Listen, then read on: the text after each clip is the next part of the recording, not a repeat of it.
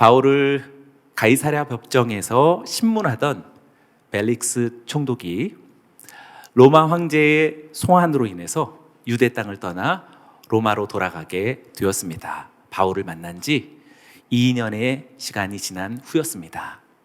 그 배경은 지난주에 함께 여러분들과 그 말씀을 나누었습니다. 벨릭스가 그렇게 좋은 여건에서 로마로 송환된 것이 아니라 유대인들에 의한 어떤 로마 황제에 대한 그런 문제 제기였죠.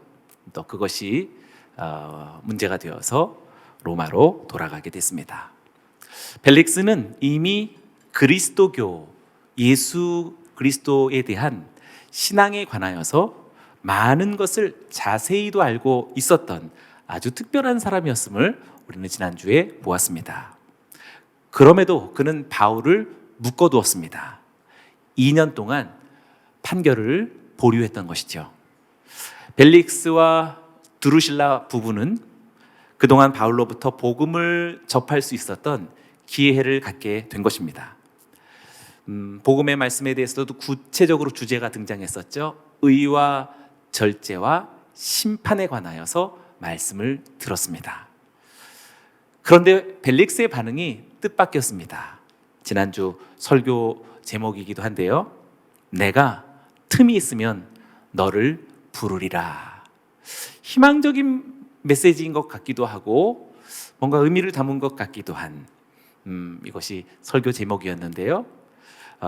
그렇게 내가 틈이 있으면 너를 부를 것이다 라면서 의와 절제와 심판에 대한 말씀에 대해서 일종의 약간의 거리두기를 한 것이라고 말할 수가 있겠죠. 동시에 바울로부터 돈을 받을까 하는 그런 요량으로 바울을 더 자주 불렀다라고 지난주에 말씀을 보았습니다. 일종의 모순이죠. 틈이 있으면 너를 부르리라 라고 의와 절제와 심판에 대한 말씀에 대해서는 순간 어떤 무게감을 느껴서 거리를 두지만 또 돈을 바라는 요량으로는 또 바울을 자주 불렀다라고 말하고 있어서 이렇게 모순된 어떤 삶을 살아가고 있는 것은 벨릭스만이 아니라 우리의 삶도 잘 보면 그렇게 모순되지 않을까, 그런 영역이 적지 않을 것이다 생각합니다. 벨릭스는 여기서 틈이라는 말을 카이론이라는 말로서 지난주에 함께 같이 나눴죠. 언어로 바꿔 말한다면 내가 틈이 있으면 너를 부르리라 라는 말은 내가 카이로스가 있으면 너를 부를 것이다 라는 어떤 틈을 찾았다라는 말이 되겠는데, 카이로스라고 하는 어떤 시간을 찾았지만 사실 그는 크레마타라고 하는 돈을 찾았던 사람이다 라고 말할 수 있습니다. 그러고 보니 우리도 마찬가지 아닐까요? 우리도 정말 어떤 카이로스를 찾습니다. 인생의 아주 중요한 순간, 중요한 어떤 시간, 때로는 신앙인의 사람에게 하나님의 어떤 도래를 기다립니다. 그러나 지배적으로 우리의 관심과 삶의 양식은 크레마타, 돈에 연루되어져 있을지도 모릅니다. 벨릭스에게 있어서의 특별한 시간으로서의 카이로스는 하나님의 시간이 아니라 돈을 얻는 시간이었으며 권력을 확보하는 시간이었다라고 말할 수 있습니다. 그에게는 그런 일이 인생의 특별한 카이로스였습니다. 그렇게 2년의 시간이 지난 것입니다. 벨릭스의 후임으로 보르기오 베스도가 유대 총독으로 부임하게 됐습니다. 벨릭스라는 이름은 행복이라는 뜻을 가지고 있는데요, 공교롭게도 그 후임자 베스도는 기쁨 또는 즐거움이라는 뜻을 갖습니다. 공교롭게 두 이름이 마치 우리들의 삶 속에서 우리 모두가 기대하고 있는 그런 주제들을 이름으로부터 반영하고 있다 생각합니다. 벨릭스는 정말 행복한 사람이었을까요? 마찬가지로 베스도는 정말 기쁨과 즐거움의 인생을 살았을까요? 베스도에 대한 로마 역사가들의 기술은 거의 없습니다.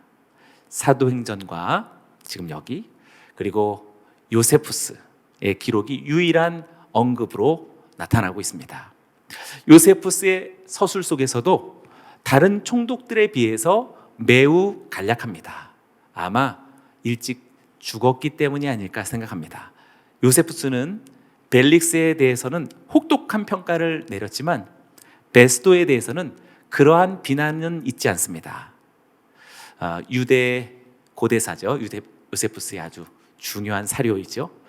이 유대 고대사에 의하면 베스도는 유대 지역을 혼란하게 하는 주요 범죄자들을 추적하여서 많은 수의 강도들을 잡아 정죄하고 그 중에서 많은 수를 처형했다라는 기록을 남기고 있습니다. 아마도 그는 굉장히 그의 직무에 충실하던 사람이 아니었을까 생각합니다. 사회 정화를 위해서 무척 노력을 많이 기울였던 총독으로 보여집니다. 그러나 그럼에도 불구하고 유대 지역의 당시 실정은 나아지지 않았다라고 말합니다. 결국 베스도는 유대에서 직무 수행 중에 이유는 모르겠는데요, 사망했다라고 기록을 남기고 있습니다. 2년 동안, 그것도 유대 총독으로 있었던 2년 동안 유대 지역에서 죽음을 맞게 되었다. 아마 급사한 것으로 보여지는데요, 이유는 모릅니다. 사도행전은 지금 베스도를 어떻게 말하고 있는가? 그는 정말 기쁨의 사람, 참 즐거운 인생이 될 수 있었던 그런 사람이었을까? 네, 당연히 지금 바울을 마주하고 바울을 신문하면서 바울의 직접적인 어떤 분명한 메시지를 들을 수 있는 너무나도 탁월한 기회를 맞았기에 그는 정말 즐거움과 기쁨의 인생으로 대반전을 이룰 수 있는 기회를 맞은 그런 가능성을 가진 사람이라고 말할 수 있겠습니다. 하나님의 사람 바울이 아직 그의 곁에 있다라는 사실만으로도 우리는 정말 그것을 긍정적으로 표할 수 있겠죠. 오늘 예배 가운데 있으신 여러분, 다른 시간에 있지 않고 하나님의 임재 가운데 있는 영상으로 통해서 하나님의 임재 앞으로 더 가까이 가는 저와 여러분들에게는 정말 우리 모두도 진정한 베스도, 기쁨과 즐거움의 인생으로서의 기회와 가능성을 얻은 저와 여러분들인 줄로 믿습니다. 그래서인지요, 1절을 한번 보시죠. 베스도가 부임한 지 3일 후에 가이사랴에서 예루살렘으로 올라가니. 베스도는 새로운 부임제에 대해서 의욕을 갖고 일하던 사람으로 보여집니다. 부임한 지 3일 후라는 말이 그것을 가리켜 주는데요, 3일 후에 유대의 중심지인 예루살렘으로 올라갔다라고 말하고 있죠. 굉장히 성실하죠. 네, 당시 유대 총독의 관저가 가이사랴에 있었는데 지도에서 잘 아시는 것처럼 가이사랴로부터 예루살렘까지 상당히 먼 거리가 되는데 그곳으로 가서 유대 지도층들을 먼저 만났다라고 밝히고 있습니다. 누가 이제 사도행전의 저자가 3일 안에라고 하는 그 기간을 언급한 것은 그만큼 지금 베스도가 자신의 통치와 지도력에 대한 열정과 또 의지를 갖고 있는 사람이라는 것을 표현해 준 것이다 라고 말할 수 있습니다. 여기만이 아닙니다. 2절과 3절의 말씀도 한번 보시죠. 대제사장들과 유대인 중 높은 사람들이 바울을 고소할새 베스도의 호의로 바울을 예루살렘으로 옮기기를 청하니 이는 길에 매복하였다가 그를 죽이고자 함이더라. 대제사장들을 비롯한 유대의 지도자들은 새로 부임한 베스도 총독을 만난 자리에서 바울의 고소권을 다시 상정했다라고 말하고 있습니다. 그때 베스도의 호의를 얻어서 가이사랴에 있는 바울을 예루살렘으로 다시 송환시키려고 했다라고 그렇게 말하고 있습니다. 2년 전에 벨릭스 총독 때에 실패했었던 방법이죠. 송환시키려고 했었지만 바울을 그때 암살하려고 했을 때에 그 계획을 다시 실행하려고 지금 베스도 총독에게 무엇인가 이야기를 전해주고 있는 것입니다.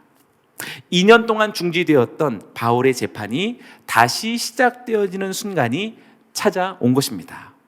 바울의 적대자들은 지금 바울이 감금된 후 그리고 2년이 지났던 후에도 이 사건을 잊지 않고 다시 이 사건을 회고하고 다시 그를 예루살렘으로 돌려보내달라라고 말하고 있습니다.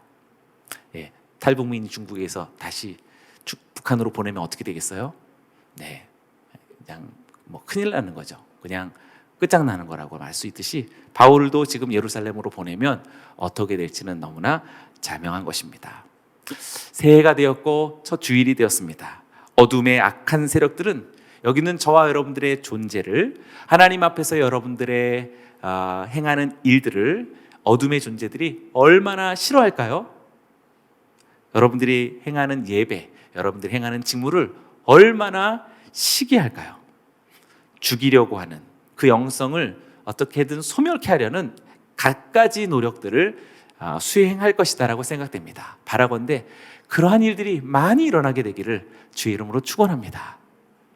여러분들에게 악한 세력들이 여러분들을 어떻게 하든지 그 영성과 그 생명력을 억제시키려는 수많은 어떤 그런 시도들이 없다라는 것은 불명예스러운 일입니다. 저와 여러분들에게 이 모양 저 모양으로 찾아오더라도 바울처럼 넉넉히 승리하고 하나님의 역사를 만들어 나가는 우리 모두가 되기를 원합니다. 아멘. 유대 고소자들은 로마 법정에서 자신들이 승소할 가능성이 거의 없다는 사실을 깨달은 것입니다. 그리고 이 문제를 직접 해결하기로 결심했던 것이지요. 그래서 처음 부임했던 새 총독에 이렇게 새롭게 부임한 새 총독, 베스도가 새 총독으로 오니까 순진한 어떤 그런 마음 또는 어떻게든 잘 하려고 하는 그 마음에 그 호의를 이용하려 했던 것이다 라고 말할 수 있는 것이지요. 바울과 복음에 대한 그들의 미움과 증오는 이미 사람의 감정을 넘어서는 매우 집요하고 구체적이고 끈질긴 저주에 가까운 것이다 라고 말할 때 그것은 바울에게만이 아니라 2022년 우리 모두에게도 마찬가지입니다. 그냥 평범하게 종교적 신앙생활하는 사람은 어둠의 영들도 건들 필요가 없을 것 같아요. 그러나 정말 생명의 근원이 무엇이고 어떤 어둠의 그런 세력의 치명적인 약점과 그 교두보가 무엇인지를 아는 하나님의 사람, 하나님의 이 예배자들, 중보자들을 통해서 하나님 역사를 이루어가는 그 사람들을 지금 이 어둠의 영들이 얼마나 싫어하겠습니까? 저는 오늘 이 첫 시간을 두고서 확언컨대 아까 얘기했던 한결같은 예배자, 그 사람을 지금 어둠의 영들은 제일 싫어할 것이다 라고 저는 생각합니다. 지금도 누군가는 생명을 주는 삶을 살아가겠지만 지금 또 누군가는 자기도 원하지 않은 채 누군가의 생명을 빼앗는 삶을 살게 될 것입니다. 두 가지 중에 하나입니다.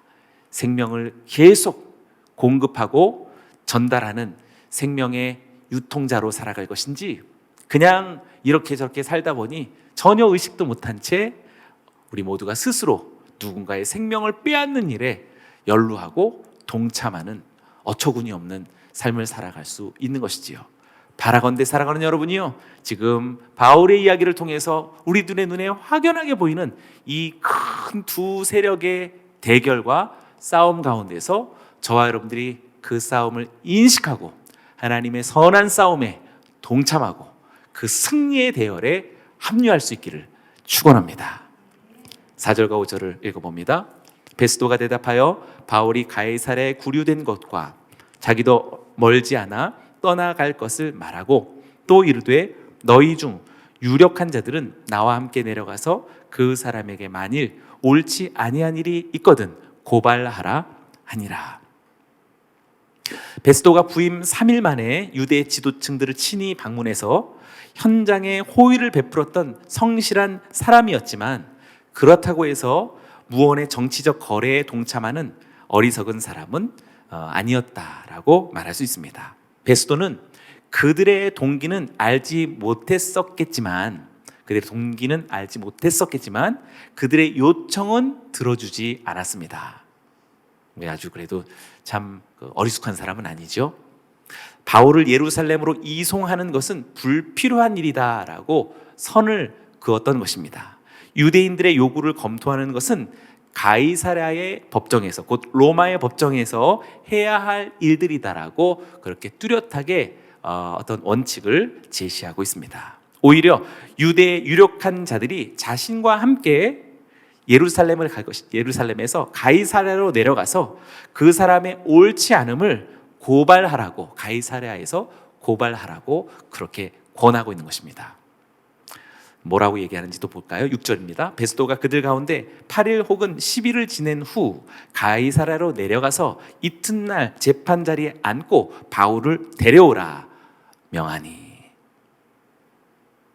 네, 베스도는 예루살렘에서 8일 혹은 10일을 지냈다라고 말하고 있습니다. 굉장히 구체적으로 지금 사도행전의 저자가 묘사해주고 있죠. 그리고 가이사랴로 내려온 것은 다음 날이었다라고 바울을 그때 소환했다라고 밝히고 있습니다. 성경은 8일 혹은 10일 그리고 이튿날이라고 하는 푸르게 지금 표현해 주었죠. 이렇게 8일 혹은 10일 혹은 이튿날이라는 구체적인 시간 지시어를 의도적으로 사용하고 있다는 것을 우리는 발견하게 됩니다. 바울의 사건이 구체적인 시간 속을 흘러가고 있으며 베스도가 그것을 신속하게 해결하고자 하는 그런 사람이다라는 것을 우리들에게 알게 해주죠. 그리고 또 중요한 것은 지금 여기 오늘 이 구절에서도 볼 수 있는 것처럼 재판 자리에 앉아 같이 이렇게 표현하고 있죠. 재판 자리에 앉아 그런 표현과 같이 정식적인 어떤 절차를 통해서 문제를 지금 빨리 해결하려는 그런 모습을 보여주고 있습니다.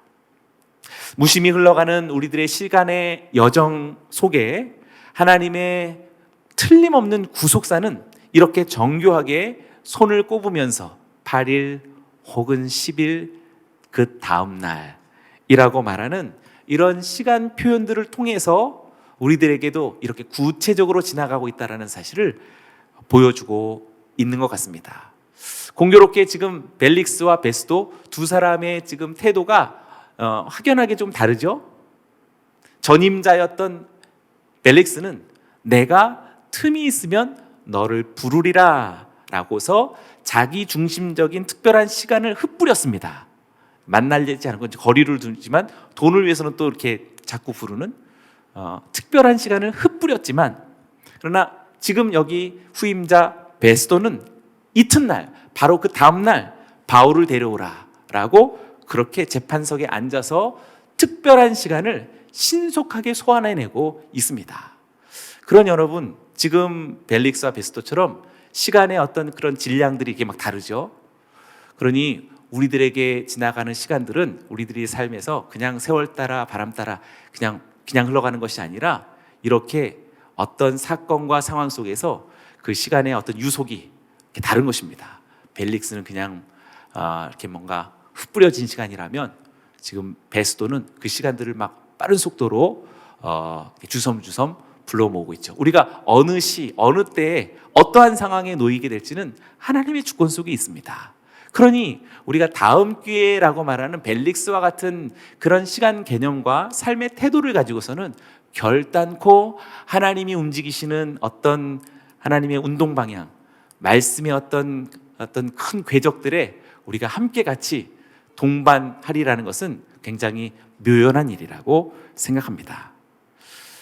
저와 여러분들에게 오늘 이 첫 시간, 첫 수요 재단을 통해서 하나님의 시간에 함께 같이 동참하고 주님이 하시는 역사에 우리가 어느 때든지 함께함으로 인하여서, 예배함으로 인하여서, 중보함으로 인하여서 벨릭스가 되었던지 베스도가 되었던지 어느 시 어느 때에도 그 특별한 하나님의 시간대에 아멘 주 예수여 내가 여기 있습니다라고 말하고 응답할 수 있고 쓰임받는 우리 모두가 되기를 축원합니다.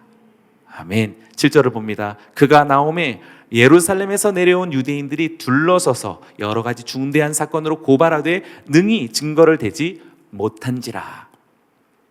바울을 소환하자 예루살렘에서 함께 내려왔던 사내들인의 유대인들이 바울에 대해서 다시 고발했던 것이지요. 여러 가지 중대한 사건들을 가지고 고소했다라고 말합니다. 분명히 엄중한 제목들로 그렇게 고발했을 것입니다. 그러나 중요한 것은 능히 뒷받침할 만한 증거들은 없었다라고 그렇게 밝히고 있습니다.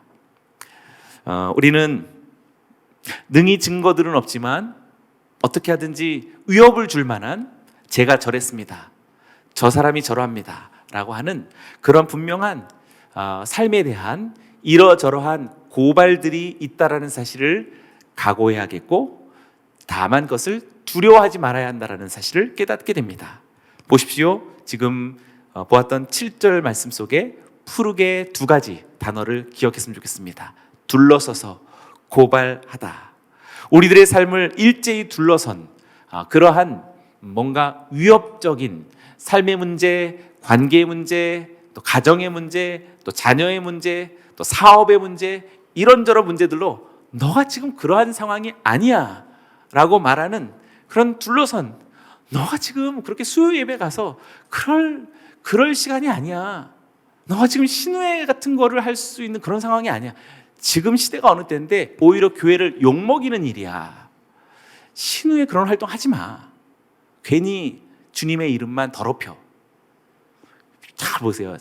아주 능숙한 그런 고발자들의 딱 우리들의 행동과 계획을 딱 사로잡아 버리게 할 만큼 둘러선 고발들이라고 말할 수 있습니다. 어디 하나님의 말씀 속에 그러지 말라라는 게 있겠습니까? 요즘 뭐 어떤 젠더의 문제들, 수많은 가치의 문제들, 그런 문제들이 있으니 생명의 주 되신 하나님과 그리고 영원한 구원자 되신 그분의 이름을 더욱더 확고하고 그러나 뛰어넘는 지혜와 능숙한 성령의 인도하심으로 하나님의 하나님 되심을 말해야 할 때는 더욱더 오늘날은 강렬한 시대가 되었다라고 저는 확신합니다.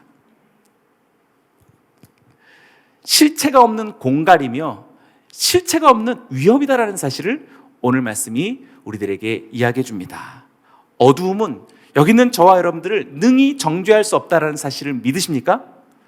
마귀는 여기 있는 저와 여러분들을 미혹할 수는 있어도 회방할 수 없다라는 것을 믿으십니까? 아멘. 그런데 미혹에 그냥 여러분들이 겁에 질려서 알아서 순순히 마귀의 진영으로 스스로 그렇게 들어가는 것이죠. 8절을 봅니다.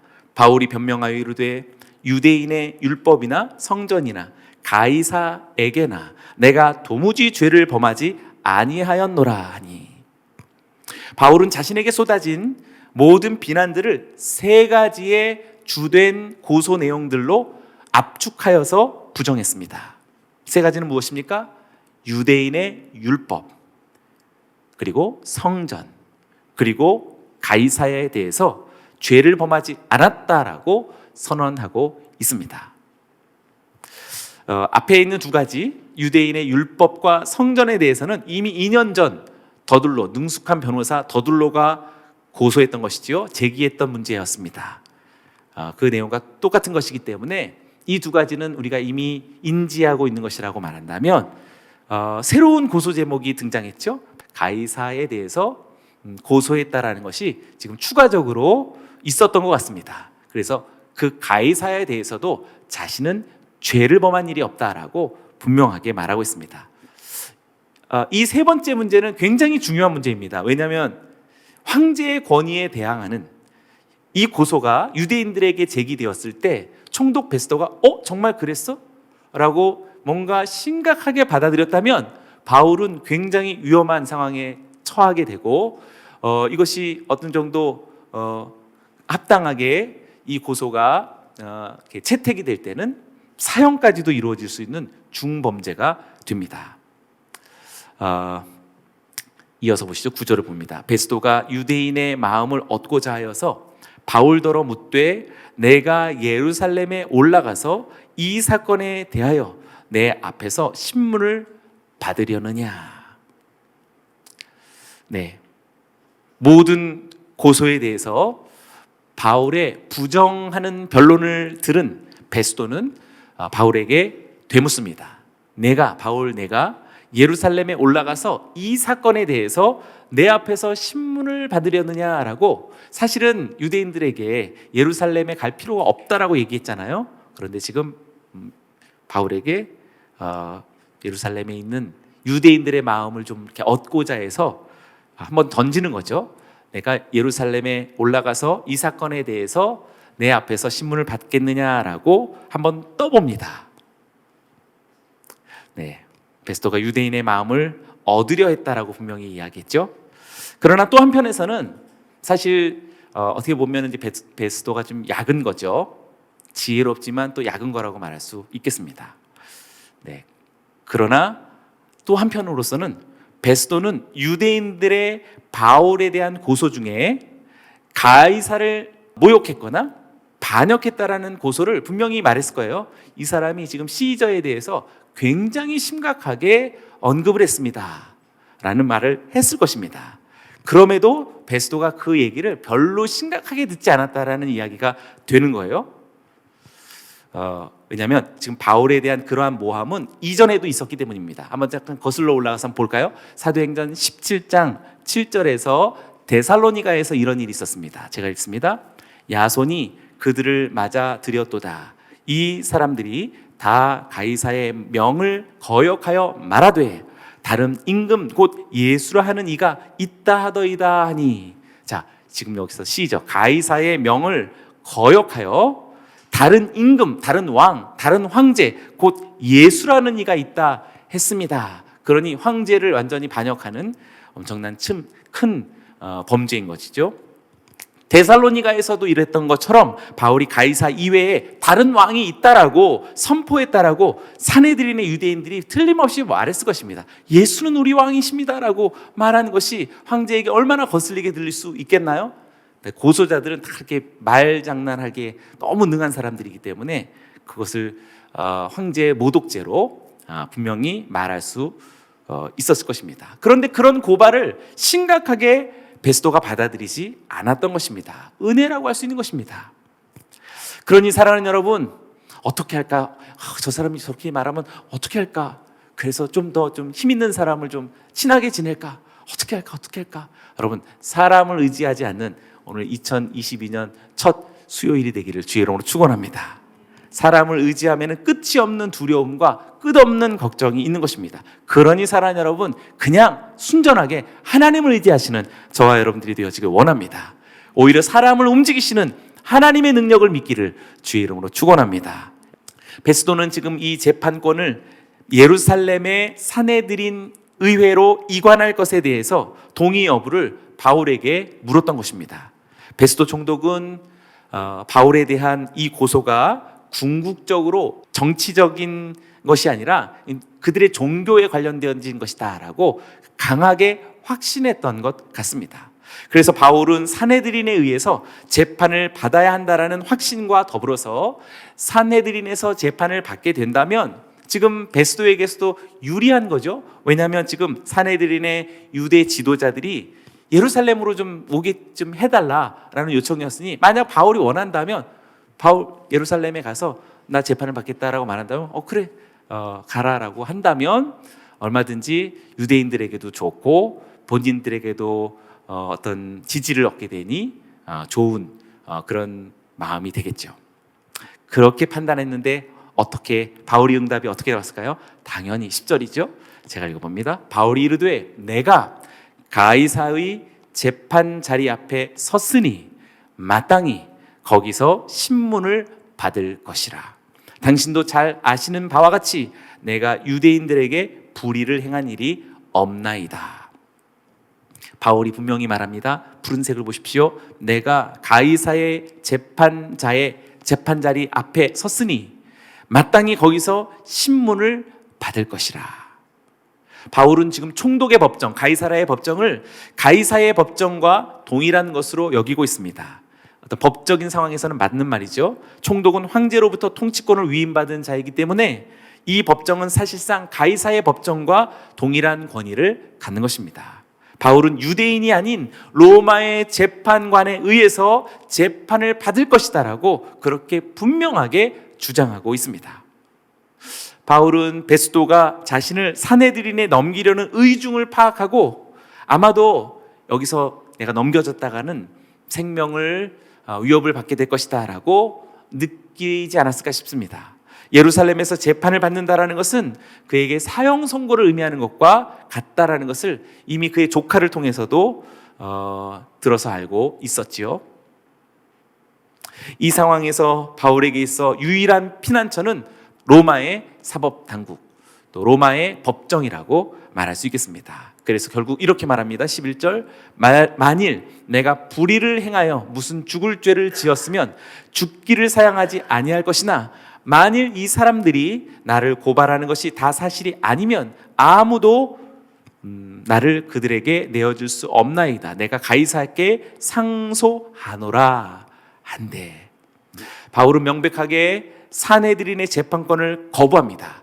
그리고 바울은 로마의 재판권을 요구하면서 마침내 내가 시적게 상소합니다 라고 외치고 있는 것이지요. 지금 읽는 중에 계속 가이사라는 단어가 계속 반복해서 나오는 것을 눈치챘었을 것입니다. 분명히 우리들에게 들려주는 하나님의 음성이라고 생각합니다. 12절도 보시죠. 베스도가 배석자들과 상의하고 이르되 내가 가이사에게 상소하였으니 가이사에게 갈 것이라 하니라. 여기서도 시저가 벌써 두 번이나 반복되고 있죠. 가이사에게 대한 상소가 자동적으로 받아들여지는 것이 아니었기에 베스도는 배석자들과 배심원들 같이 그런 사람들과 상의하고 결정하게 된 것입니다. 바울의 가이사에 대한 상소는 바울의 재판, 바울의 운명의 전개에 있어서 결정적인 전환점을 이루는 것이라고 말할 수 있겠습니다. 이 말과 함께 가이사랴에서 전개되어진 바울의 재판의 한 국면이 완전히 종결하게 되는 것이지요. 그리고 바울의 운명은 이제 황제의 법정에 의해서 로마에서 결정되는 순간을 지금 여기서 선언하고 있는 것입니다.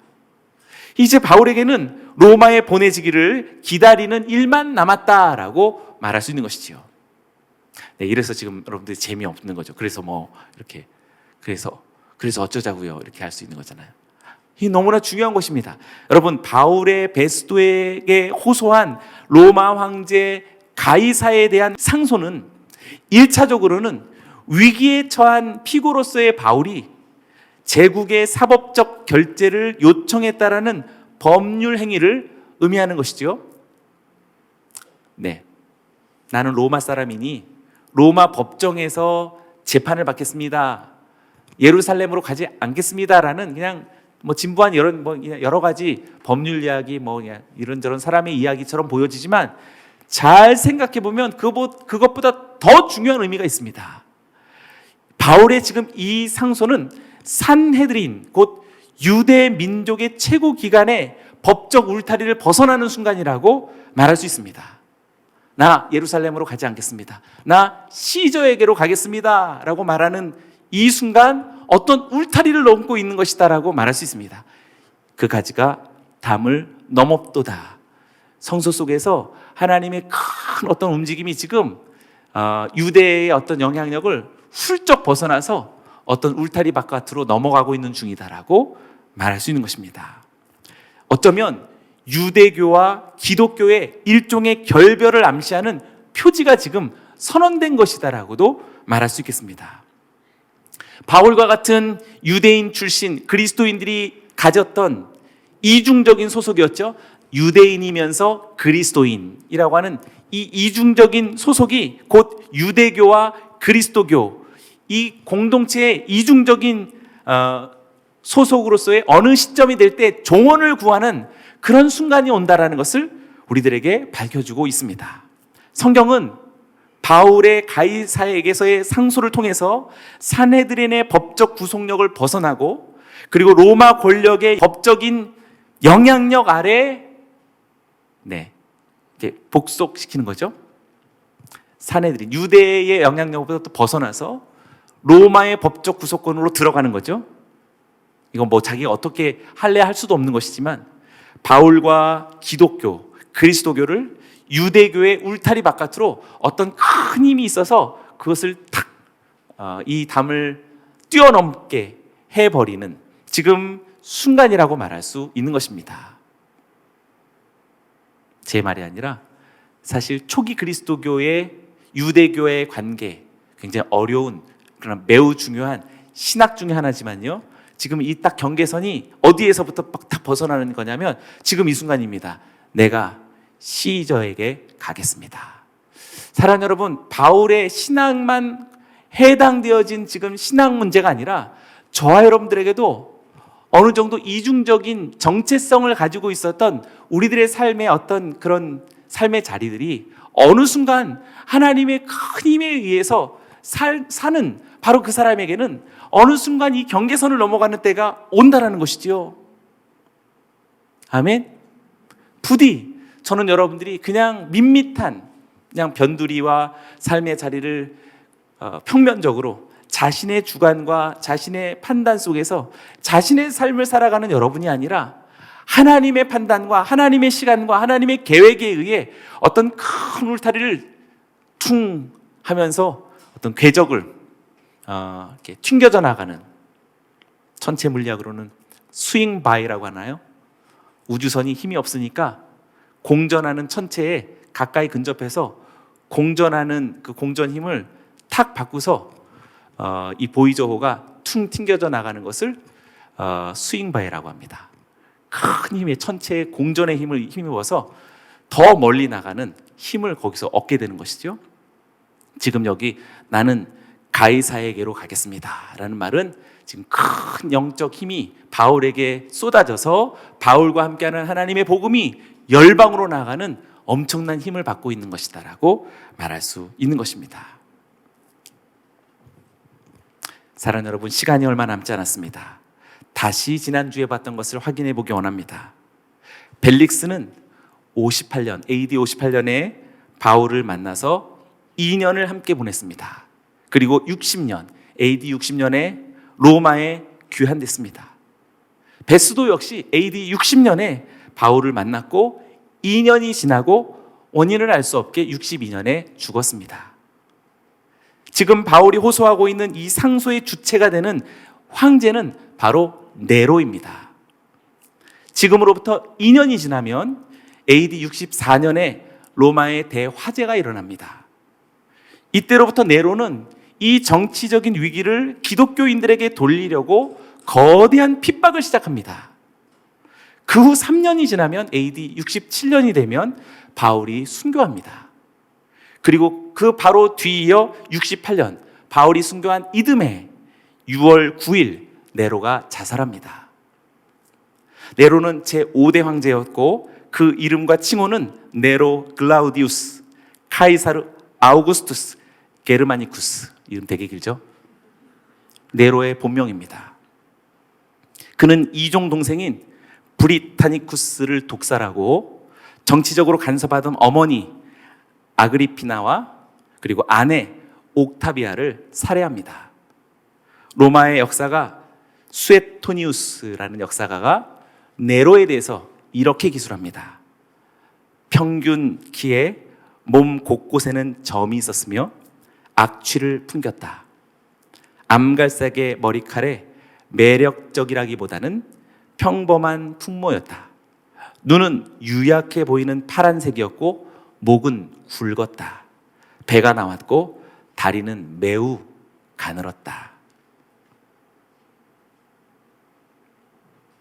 우리는 고향을 떠나 우리만의 울타리에 담장을 넘어서서 이렇게 혐오스러운, 전에는 볼 수도 없었고 그리고 사실 볼 필요도 없는 네로라고 하는 아주 신비롭고 그리고 나와는 엉뚱한 그러한 세상의 중심으로 나아가야 하는 것입니다. 울타리를 넘어서 우리 모두도 생전 처음 보았던, 볼 필요도 없었지만 그러나 당연히 가이사에게로 가야 하는 것입니다. 저와 여러분, 2022년 첫 수요일 나도 가이사에게 가겠노라 라는 거룩한 결단이 여러분들에게도 선언되어지면서 하나님의 놀라운 운동력이 저와 여러분들을 통해서 여러분의 삶의 자리 속에 역사하게 되기를 주의 이름으로 축원합니다.